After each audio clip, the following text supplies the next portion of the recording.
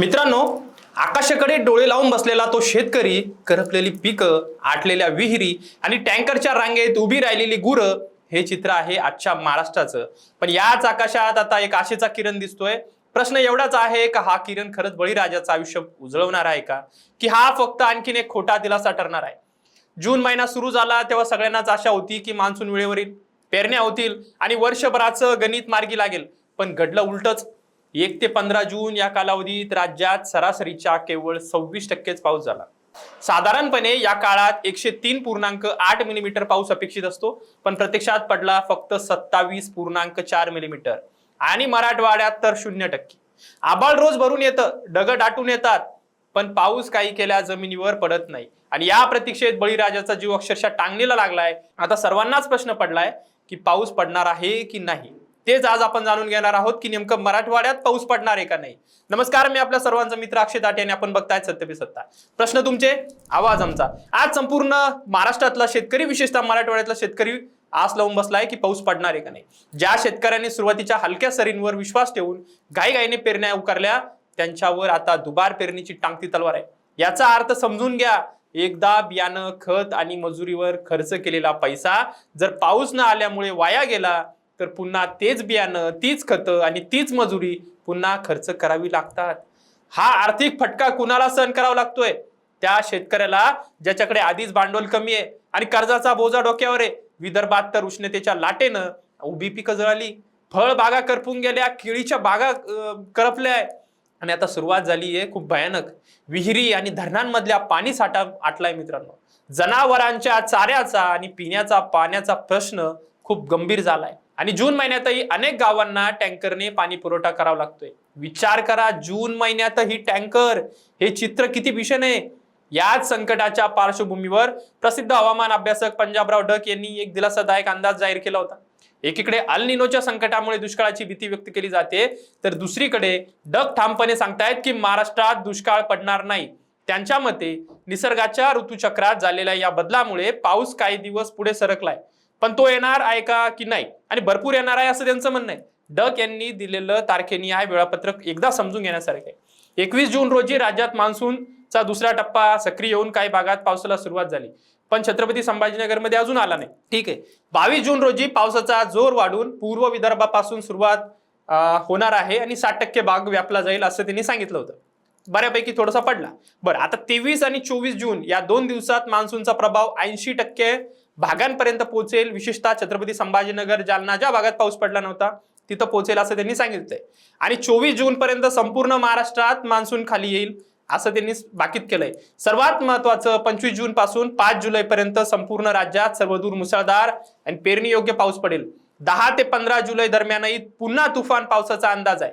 पण इथे एक महत्वाचा इशाराही डक यांनी आणि कृषी विद्यापीठांनी दिला आहे की शेतकऱ्यांनी फक्त ओलाव्यावर विश्वास ठेवून पेरणीची घाई करू नये. जमिनीत किमान 75 ते 100 मिलीमीटर पाऊस होऊन पुरेशी वापसा तयार होऊ द्या. ते झाल्याशिवाय बियाणं मातीत टाकू नका, कारण घाई केली की पुन्हा पाऊस लांबला तर तेच आर्थिक नुकसान आणि पुन्हा तेच होऊ शकतं.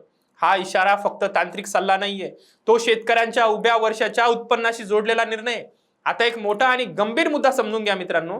पंजाबराव डक यांच्या विश्लेषणानुसार जागतिक तापमान वाढीमुळे पृथ्वीचं ऋतुचक्र तब्बल 22 दिवस पुढे सरकलंय. म्हणजे पूर्वी 7 जूनला नियमित पाऊस होता आणि हा येणारा पाऊस थेट जूनच्या शेवटच्या आठवड्यात सक्रिय होतोय. हा बदल काही एका वर्षाचा खेळ नाहीये, ही ग्लोबल वॉर्मिंगची दीर्घकालीन परिणिती आहे. आणि याचा सर्वात मोठा फटका जर कुणाला बसतोय तो आमच्या शेतकऱ्याला, बळीराजाला बसतोय, ज्याचं संपूर्ण आयुष्य आणि अर्थकारण मान्सूनच्या एका ठरलेल्या वेळापत्रकानुसार अवलंबून होतं. आता तेच वेळापत्रक निसर्गानेच बदललंय आणि याचा सामना करण्यासाठी शेतीच्या पद्धतीतही बदल अपरिहार्य आहे आणि त्यासाठी तुम्ही सुद्धा बदल करणं गरजेचं आहे. पहिला बदल म्हणजे पेरणीच्या नियोजनात बदल करावा लागेल. पारंपरिक 7 जूनच्या ऐवजी आता जून अखेर किंवा जुलैच्या पहिल्या आठवड्यात पेरणीची नवी सवय शेतकऱ्यांना करावी लागणार आहे. दुसरा बदल, कमी कालावधीत येणाऱ्या आणि कमी पाण्यात टिकणाऱ्या पिकांच्या वाणांची निवड करणं, जेणेकरून जर पाऊस लांबलाच तरी उत्पन्न आपल्याला घेता येईल. तिसरा बदल, हवामान विभाग आणि स्थानिक तज्ञांच्या सल्ल्यानुसार शेतीचं जे कामाचं आणि खत व्यवस्थापनाचं नियोजन आहे ते तुम्हाला करावं लागेल तज्ञांना विचारूनच. चौथा महत्वाचा बदल तुम्हाला करायचा आहे परतीच्या पावसाचं नियोजन. म्हणजे सप्टेंबर ऑक्टोबर मध्ये परतीचा पाऊस धुमाकूळ घालणार आहे आणि अशा वेळी जे उभं पीक आपण मेहनतीने आणलंय ते परत एकदा नुकसान होऊ शकतं. तर त्यासाठी तो जलसंधारण आणि विहीर पुनर्भरण तंत्रज्ञानाचा जो वापर आहे तो आपल्याला वाढवावा लागणार आहे. आता पर्यायच नाहीये मित्रांनो, कारण गरज बनली आहे, त्यामुळे पर्याय तुम्हाला हाच आहे मित्रांनो. हा फक्त हवामानाचा अंदाज नाहीये, ही गोष्ट आहे त्या बदलत्या निसर्गाशी जुळवून घेण्याच्या संघर्षाची आणि त्या संघर्षात रोज उभ्या असलेल्या माझ्या बळीराजाच्या जिद्दीची. एकीकडे हवामान बदलाचं संकट आणि दुसरीकडे आधुनिक तंत्रज्ञानाची साथ, हे दोन्ही एकत्र जर आले तर भविष्यातली शेती टिकेल आणि फायदेशीर ठरेल. नाही तर मग आज पावसाने जरी ओढ दिली असली तरी पुढच्या आठवड्याभरात राज्यभरात समाधानकारक पाऊस होणार आहे. त्यामुळे काळजी करू नका, हा दिलासा नक्कीच आहे. पण शेतकऱ्यांनी संयम राखून हवामानाचा अचूक अंदाज घेऊन पेरणीचा निर्णय घेणं हेच या क्षणी सर्वात महत्वाचं आहे. तुम्हाला काय वाटतं, निसर्गाचं हे बदलतं चक्र शेतकऱ्यांसाठी नवं आव्हान आहे का की नवी संधी? तुमच्या भागात पावसाची काय परिस्थिती आहे ते तुम्ही कमेंटमध्ये नक्की सांगा. तुमच्या भागात अजूनही पाऊस आलाय का, कसा आलाय ते तुम्ही कमेंटमध्ये आम्हाला कळवा. आणि हवामानाच्या किंवा शेतकऱ्यांच्या विषयी किंवा राजकारणाविषयी, रेल्वेविषयी तुम्हाला जर काही माहिती हवी असेल तर तुम्हाला ती फक्त इथंच भेटेल. आणि शेतकरी बांधवांनो, जास्तीत जास्त हा व्हिडिओ तुम्ही शेअर करा, कारण ही माहिती कोणाच्या तरी वर्षभराच्या मेहनतीला दिशा देऊ शकते. कारण तुमचा एक शेअर आमच्यासाठी नाही तर ते तुमच्यासाठी फायदेशीर ठरू शकतो. धन्यवाद.